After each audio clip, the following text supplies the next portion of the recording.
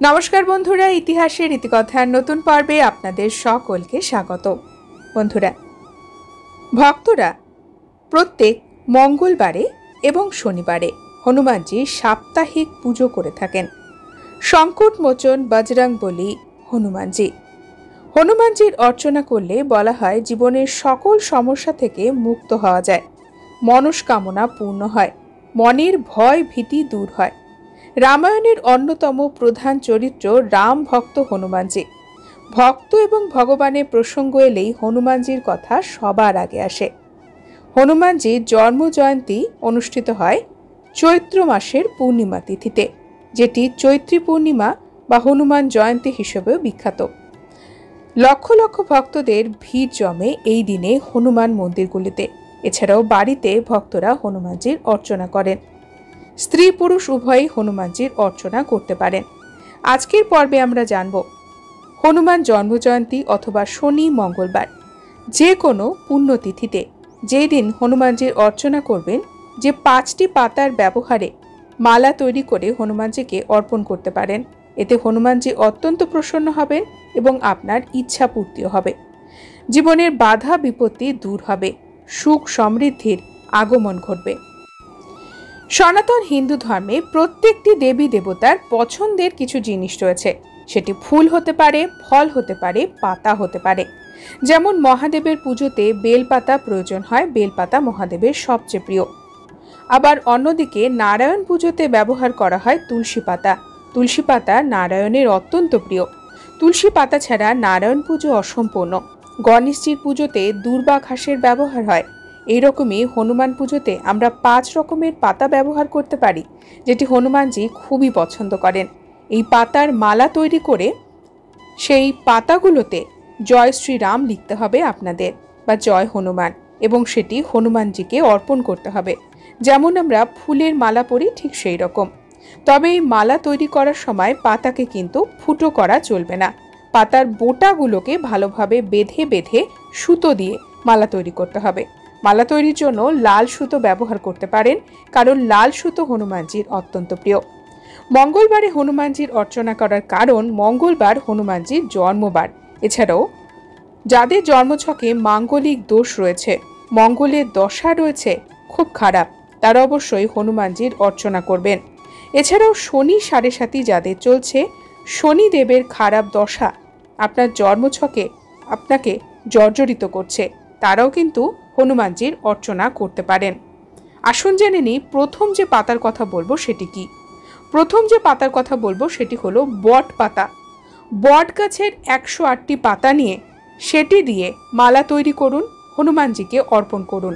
আপনার যদি কোনো মনস্কামনা থাকে সেটি ইচ্ছে পূর্তির জন্য, তার জন্য করতে পারেন, বা কোনো বিষয় থেকে আপনি ভয় পাচ্ছেন, ভয় ভীতি দূর করার জন্য, বা কোনো সংকট আপনার জীবনে রয়েছে সেটি থেকে মুক্ত হওয়ার জন্য, যে কোনো কিছুর জন্য এই মালা হনুমানজিকে অর্পণ করতে পারেন। মালাতে জয় শ্রীরাম লিখবেন সিঁদুর দিয়ে, অথবা লাল চন্দন দিয়ে বা হলুদ চন্দন দিয়ে, কুমকুম দিয়েও লিখতে পারেন। বটপাতা হিন্দু ধর্মে অত্যন্ত পবিত্র একটি পাতা এবং গাছ। বট গাছকে আমরা দেবী বা দেবতা হিসেবেই পুজো করি। বিবাহ বা যে কোনো ধরনের শুভ অনুষ্ঠানে বটগাছের পুজো করা হয়। বটগাছের পাতা দিয়ে হনুমানজির জন্য এই বিশেষ মালা তৈরি করতেই পারেন। তবে বন্ধুরা, এই পাতা যেন কোথাও ছেঁড়া ফাটা না থাকে, পোকায় কাটা না থাকে, সে বিষয়ে খেয়াল রাখতে হবে। দ্বিতীয় যে পাতার কথা বলবো সেটি হলো অশ্বত্থ গাছের পাতা। অশ্বত্থ গাছের 108টি পাতা নিয়ে সেটি দিয়েও মালা তৈরি করতে পারেন। যদি 108টি পাতা না পান তবে বিজোড় সংখ্যায়, যেমন 3টি পাতা, 7টি পাতা, 21টি পাতা, 11টি পাতা, এইরকমভাবে বিজোড় সংখ্যায় পাতা নিয়েও আপনি হনুমানজির জন্য মালা তৈরি করতে পারেন, হনুমানজিকে অর্পণ করতে পারেন। বাড়িতে যদি আপনার হনুমানজির ছবি বা মূর্তি থাকে সেখানেও অর্পণ করতে পারেন, হনুমান মন্দিরে গিয়েও অর্পণ করতে পারেন। আপনার যদি শনিদেবের খারাপ দশা চলে তাহলে অশ্বত্থ গাছের পাতা দিয়ে অবশ্যই হনুমানজির অর্চনা করবেন।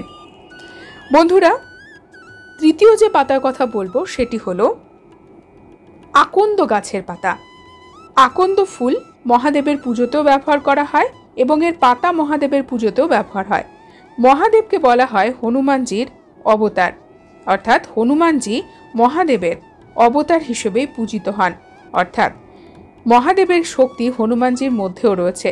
এই কারণে আকন্দ গাছের পাতা দিয়ে আপনারা মালা তৈরি করে সেটি হনুমানজিকে অর্পণ করতে পারেন। এর পরবর্তী যে পাতার কথা বলবো সেটি হলো পান পাতা। হিন্দু ধর্মে অত্যন্ত পবিত্র এই পাতা প্রায় সকল দেবদেবীর পুজোতেই ব্যবহার করা হয়। আমরা লক্ষ্মী পুজোতে পান সুপারির ব্যবহার করি, গণেশ পুজোতে ব্যবহার হয়, প্রায় সকল দেবদেবীর পুজোতেই পান পাতার ব্যবহার হয়। এই পান পাতা দিয়েও মালা তৈরি করতে পারেন এবং সেখানেও লিখতে পারেন জয় শ্রীরাম অথবা জয় হনুমান এবং সেটি হনুমানজিকে অর্পণ করতে পারেন। 5 নম্বর যে পাতার কথা বলবো সেই পাতাটি হলো তুলসী পাতা। হ্যাঁ বন্ধুরা, তুলসী পাতার মালা তৈরি করে সেটি হনুমানজিকে অর্পণ করবেন এবং এই মালাতেও লিখবেন জয় শ্রীরাম। হনুমানজি অত্যন্ত পছন্দ করেন তুলসী পাতা, কারণ এটি শ্রীরামচন্দ্রের অত্যন্ত প্রিয়। শ্রীরামচন্দ্র যেহেতু ভগবান শ্রীহরির সপ্তম অবতার, অতএব শ্রীরামচন্দ্রের পুজো কিন্তু তুলসী পাতা ছাড়া অসম্পূর্ণ। আর শ্রীরামচন্দ্রের ভক্ত হওয়াতে হনুমানজির পুজোতেও তুলসী পাতার প্রয়োজন হয়। তুলসীর মালা তৈরি করে হনুমানজিকে অর্পণ করুন, তিনি অত্যন্ত প্রসন্ন হন। বন্ধুরা, আজকের পর্ব এই পর্যন্তই। পরবর্তী পর্বে নতুন একটি বিষয় নিয়ে আপনাদের সঙ্গে কথা হবে।